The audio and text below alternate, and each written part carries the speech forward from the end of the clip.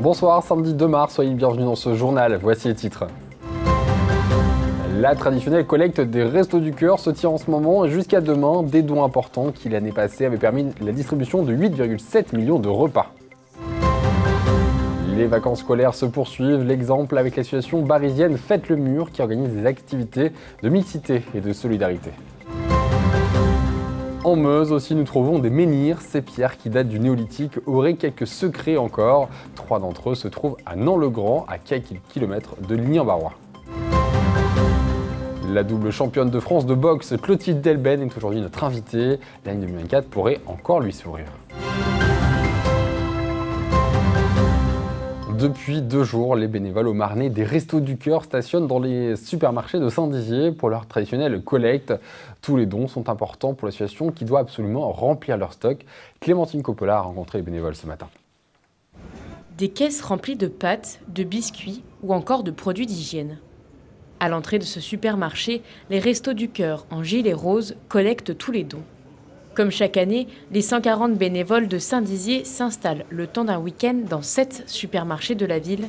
La collecte d'hier a plutôt été fructueuse et aujourd'hui les donneurs sont nombreux. C'est important. À chaque fois qu'ils sont là, je donne. On ne sait jamais si un jour on a besoin, nous aussi. Je me mets à la place des gens qui n'ont pas beaucoup d'argent. Bon, moi, je ne suis pas dans ce cas-là, mais bon, il faut quand même donner un petit peu de notre bien-être aux gens malheureux. Cette collecte est cruciale pour l'association qui doit absolument renouveler ses stocks. En grande difficulté financière, les Restos du Cœur luttent pour continuer de nourrir 1 300 000 personnes en France. Vous savez que c'est de plus en plus difficile pour nous, donc on attend énormément de cette collecte pour pouvoir avancer, pour pouvoir donner à nos bénéficiaires qui en ont beaucoup besoin et dont nous avons de plus en plus de bénéficiaires. En 2023, plus de 8 millions de repas ont ainsi été collectés en France. Cette année encore, les Restos du Cœur comptent sur la générosité de tous pour pouvoir nourrir encore plus de personnes. Suite à un contrôle sanitaire inopiné, la préfecture de la Meuse a ordonné la fermeture administrative et immédiate de la boulangerie du Bourg à Bar-le-Duc en raison de multiples infractions aux normes d'hygiène. Ce contrôle réalisé dans le cadre de la sécurité sanitaire des aliments a révélé une série de manquements graves qui ne pourraient être ignorés. La fermeture de la boulangerie n'est cependant pas définitive. Les propriétaires de l'établissement disposent de quelques jours pour se conformer aux normes d'hygiène et de sécurité alimentaire en vigueur. La réouverture sera donc envisageable après un nouveau contrôle sanitaire de la direction de la protection des populations. Ce sont les vacances scolaires et comme souvent, les parents doivent trouver comment occuper leurs enfants. À Bar-le-Duc, l'association Faites le Mur propose de nombreuses activités pour les jeunes issus de milieux défavorisés. Gaël Bossu, Mathis Grenier et Clémentine Coppola ont suivi des ateliers sportifs et créatifs du jeudi. L'association les appelle les vacances apprenantes. Pour occuper les jeunes issus de familles modestes, Faites le Mur lance presque tous les mois une semaine d'activités culturelles et sportives. Pour 5 €, les 43 participants assistent à 25 heures d'ateliers créatifs, de sport et de conférences. L'objectif, c'est vraiment de toucher beaucoup plus de secteurs qu'une association sportive tout à fait classique. Et donc derrière moi, on a des enfants qui sont en train, par exemple, de faire des activités sportives, mais qui réfléchissent en même temps parce que là, ils sont en train de faire un morpion. Juste avant, on a fait un jeu avec des capitales. Voilà, l'objectif principal, c'est de mettre de l'éducatif dans tout ce qu'on fait. Aujourd'hui, réflexion, vitesse et travail d'équipe étaient de rigueur. Les jeunes ont enchaîné les jeux sportifs en équipe et les ateliers créatifs. L'association est pour eux l'occasion de découvrir de nouvelles choses et de nouvelles personnes. Je viens apprendre des choses, des capitales. Comment on mange équilibré. J'ai bien aimé la course d'orientation et la sculpture sur bois que je vais bientôt continuer. Créée en 2018 à Bar-le-Duc, l'association Faites le Mur propose d'occuper les jeunes des quartiers et les enfants issus de familles modestes. Pour 20 € par an, ils accèdent à de nombreuses activités. Aux parents, ils ont 1 heure de tennis, 1 heure et demie de double dutch et 1 heure de soutien scolaire. Et donc voilà, le prix déjà d'1 heure et 1 heure et demie de tennis, c'est au moins 150 € et il faut acheter une raquette. Nous, on prête le matériel toute l'année et voilà, on est sur 20 € pour 10 fois plus que sur une activité tennis dans un club plutôt classique. Déjà beaucoup de valeurs c'est les bases de Faites le Mur, donc ça nous apprend à vivre avec tout le monde, à accepter tout le monde aussi, surtout, et à pas faire de différence. Respect, solidarité ou encore tolérance, telles sont les valeurs de l'association Faites le Mur. Elle compte déjà près de 600 adhérents sur tout le département meusien. Ce sont des témoins exceptionnels qui ont traversé les époques de l'histoire. Pour mieux nous les raconter aujourd'hui, 12 menhirs sont encore visibles sur le territoire meusien, dont 3 sur la commune de Nant-le-Grand, près de Ligny-en-Barrois. Gaël Bossuet est allé percer leurs secrets, regardez. Les vestiges de l'histoire sont parfois sous nos yeux. Au beau milieu d'un champ, à Nant-le-Grand, une étrange pierre trône debout pour le plus grand bonheur des passionnés d'histoire. Alors ici, cette pierre est un menhir, c'est-à-dire un mégalithe, qui date très certainement de l'époque néolithique, donc c'est moins 2000 pour la région ici. Cet édifice était à l'origine un cromlech, c'est-à-dire qu'il était constitué, donc, comme je l'ai dit, d'une pierre centrale et de 7 autres pierres qui ont été détruites depuis là. Pierre Logre de son nom, empreinte probable d'un vieux lieu de culte, est un des 3 menhirs encore visibles sur la commune de Nant-le-Grand et celui-ci abrite une légende bien particulière. Les anciens racontaient que jadis il y avait justement une table de sacrifice où les fées venaient faire le sabbat et cette grosse pierre aurait été cassée pour faire un escalier dans le village. Et donc voilà, ça fait partie un petit peu des légendes du village. Quelques hectomètres plus loin, à côté d'une station météo, un autre menhir, encore plus massif, siège en patron. La pierre L'Écuyer, en alignement parfait avec les 2 autres de la commune.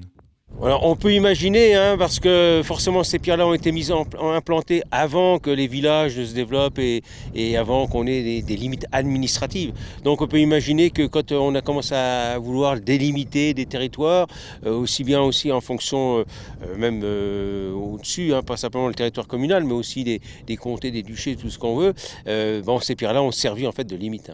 Des menhirs comme cela, il y en a une dizaine visibles en Meuse. Ces richesses de l'histoire sont pour la plupart classées monuments historiques et doivent être à tout prix protégées. On a la chance qu'elles ont été vraiment protégées, alors peut-être aussi parce qu'il y avait des superstitions ou autre chose qui permettaient de leur protection, disons, naturelle.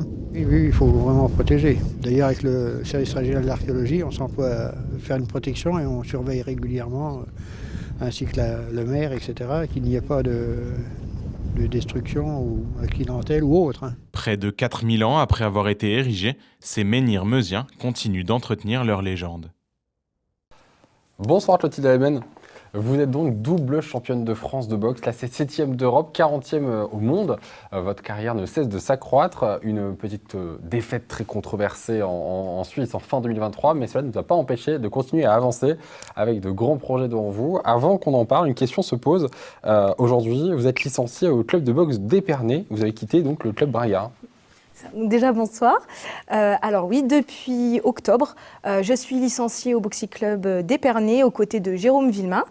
Donc j'ai quitté le Saint-Dizier Boxe 52. Je les ai quittés au mois de septembre. C'était un choix dans ma carrière sportive parce que le club m'a apporté énormément, mais il nous fallait davantage d'apports professionnels.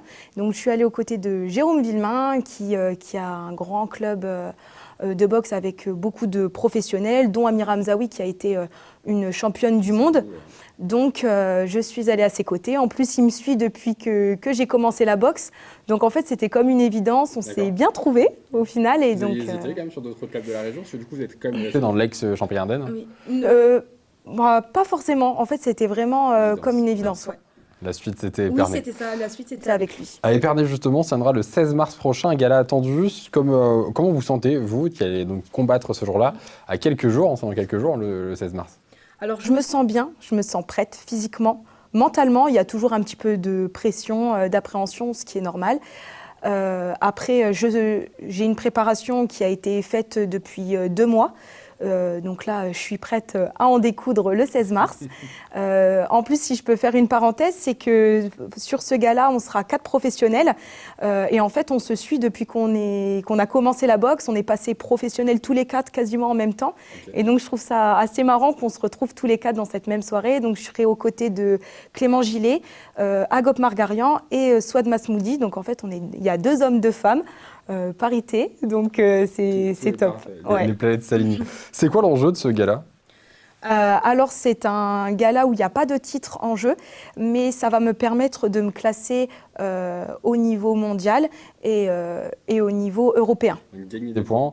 On rappelle 7e d'Europe aujourd'hui, 40e au niveau monde dans la catégorie mouche. L'idée, c'est que finalement, après ce genre de gala, donc vous montez dans ces classements. C'est ça. Et derrière, vous pouvez du coup combattre peut-être, pas mieux, mais en tout cas avec d'autres adversaires. Après, on arrive à avoir des opportunités. On nous contacte pour faire telle ou telle ceinture. Et après, au niveau Europe, on est davantage classé. Et c'est là que ça devient plus intéressant. C'est quoi votre état d'esprit pour vous en 2024, cette année olympique? Est-ce que pour vous, c'est l'année du sport, ça vous challenge encore plus, ou est-ce que vous avez d'autres projets peut-être aussi pour 2024? C'est vrai que 2024, avec l'enjeu des Jeux Olympiques, ça booste un peu tous les sports. Et c'est vrai que moi, en 2024, j'aimerais, pourquoi pas, faire un championnat d'Europe. Ça, ce serait un rêve pour 2024. Après, si ce n'est pas 2024, ce sera en 2025. Mais dans tous les cas, je ferai ce championnat d'Europe. Mais c'est vrai que pour l'année des JO, ce serait super intéressant de le faire. Le championnat d'Europe, ce serait la prochaine marche à atteindre. C'est atteignable pour vous aujourd'hui, championnat d'Europe? Vous vous sentez prête? J'ai encore des lacunes, je ne vais pas le cacher, des lacunes techniques, mais je travaille pour. Avec mon nouveau staff, on travaille pour. Donc je serai prête au moment. À l'heure actuelle, non. Mais dans quelques mois, je serai là. 2024-2025, on vous voit donc à la file dans le championnat d'Europe, oui. Si on entend. On a d'ailleurs devant nous ici les ceintures de vos championnats de France, oui. double championne de France, une fois à Nantes, une fois à Saint-Dizier. C'était comment? C'était incroyable. Incroyable. Alors à Nantes, c'était mon premier championnat de France, première grosse soirée aux côtés de Souleymane Sissoko, Christian Mbili, Chris Essabé. C'était que des grands noms de la boxe française et c'était incroyable.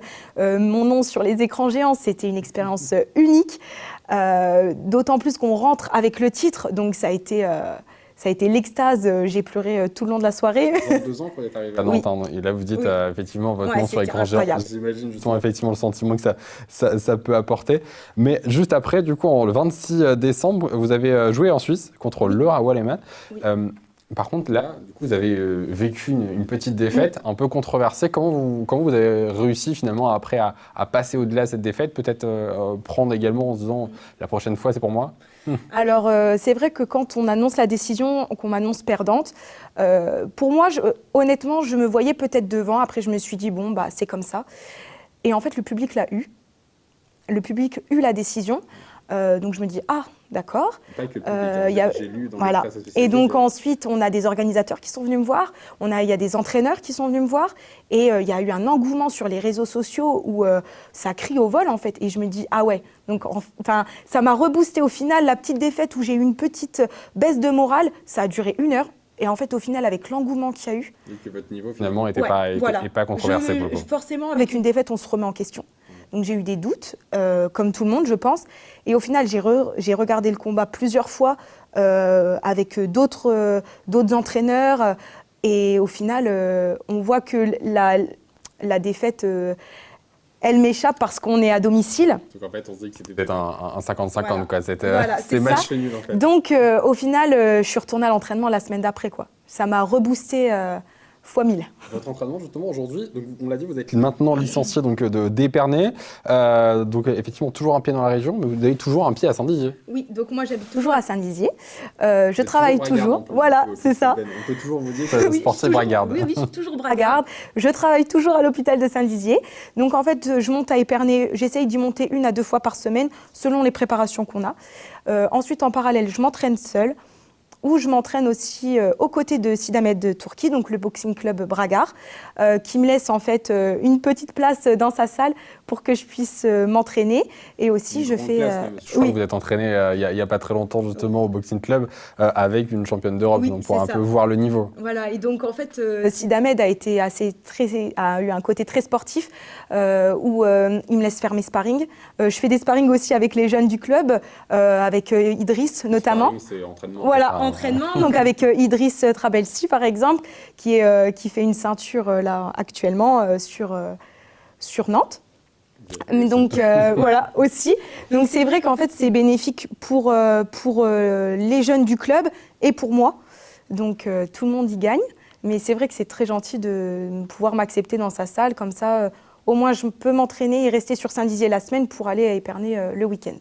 Merci beaucoup, Clotilde Lévenne. On vous souhaite tout le bonheur pour votre prochain match. Donc, le samedi 16 mars, ce sera à Épernay, au Hall des Sports Pierre Gaspard, pour donc le prochain gala de boxe. Merci beaucoup, Clotilde. Merci à vous. C'est la fin de cette édition. Merci de l'avoir suivi. Tout de suite, vos prévisions météo, suivi de l'agenda. Rendez-vous lundi pour l'actualité.